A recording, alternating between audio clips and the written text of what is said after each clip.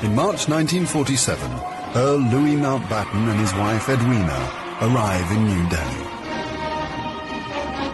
The great-grandson of Queen Victoria and second cousin to George VI, Mountbatten brings a regal presence to the drama of India's independence. As the last viceroy, he bears responsibility for India's fate. 2nd of April, 1947. I have now completed my first week in office. I should like to be able to paint an encouraging picture of my first impressions, but feel it would be misleading if I did so. The scene here is one of unrelieved gloom. At this early stage, I can see little common ground on which to build any agreed solution for the future of India. The only conclusion I have been able to come to is that unless I act quickly, I may well find the real beginnings of a civil war on my hands.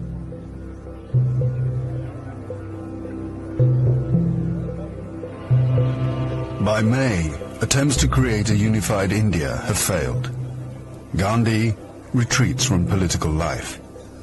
Muhammad Ali Jinnah, leader of the Muslim League, and Jawaharlal Nehru of the Indian National Congress concede to divide India. Fearing a total loss of control, Mountbatten brings forward the transfer of power to August. Two nations will be created by partition, a secular India and a new homeland for India's Muslims, Pakistan. Independence, Nehru addresses the people of India. Long years ago, we made a tryst with destiny, and now the time comes when we shall redeem our pledge. At the stroke of the midnight hour, when the world sleeps, India will awake to life and freedom.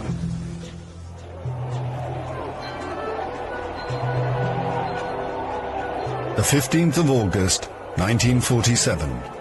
The British Empire in India has come to an end. The last viceroy, Louis Mountbatten.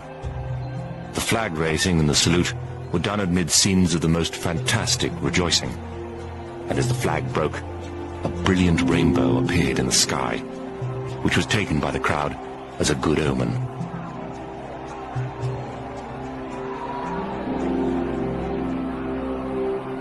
Qasim Muhammad. On the 15th of August came freedom. The freedom to burn, loot and murder. While Delhi and Karachi were celebrating, central Punjab was burning.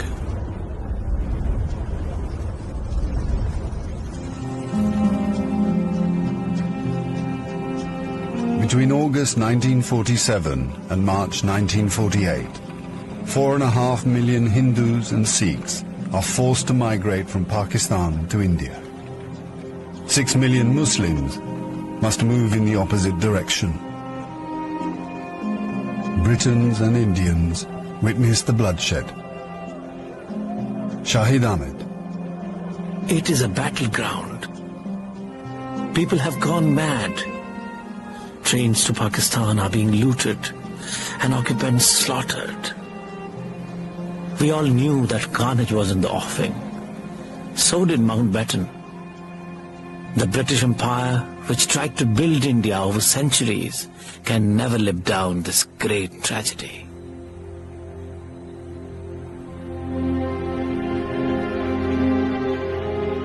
Lieutenant Colonel Hubert Boyd Hudson. The sight from the air was awe-inspiring. In this chaos, millions of refugees were struggling to get to India or Pakistan. Thousands of others were doing their best to prevent them, murdering them by the hundred. But death is nothing.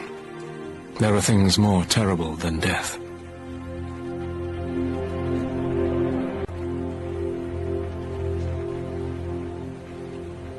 Ten million people are displaced in the partition of India. 1 million are dead.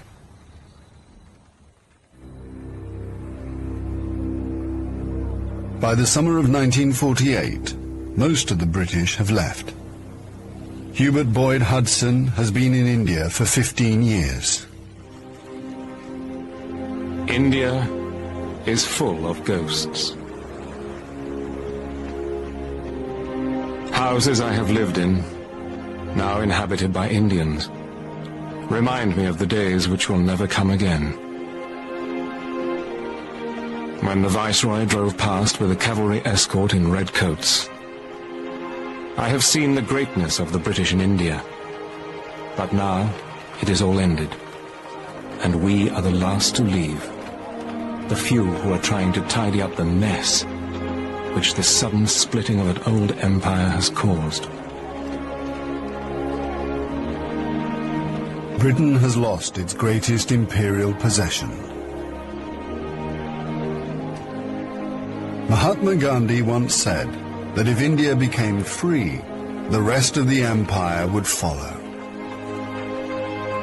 In the next 10 years, the fire of India's independence will spread around the globe, from the Middle East to Africa.